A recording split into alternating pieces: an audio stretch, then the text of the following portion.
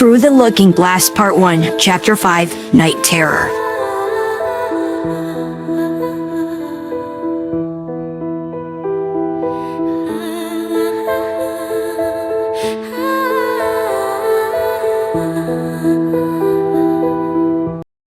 No, I'm not a monster. Shadow sobbed the words out like it would make them more true, like he had to hang on to them.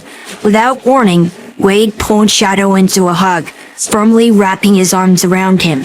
Shadow's head rested in the crook of Wade's neck. It's okay, kid. You aren't a monster. Just breathe for me, okay? How could Wade say that? He barely knew Shadow. He knew nothing of the pain he's caused. How can he be so sure Shadow's not a monster when Shadow himself questions it all the time? You know nothing. I know that you're a kid who just had a terrible nightmare. I don't need to know everything to make sure you're okay.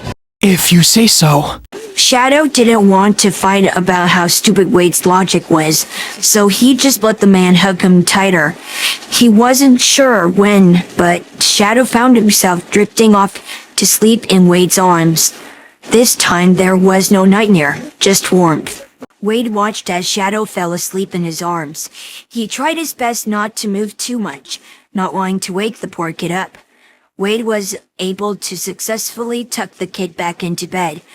But as he started to remove his hand from the kid's grasp, Shadow just held tight and began to squirm. Wade wasn't the best at picking up cues, but it was clear to him that Shadow didn't want him leaving.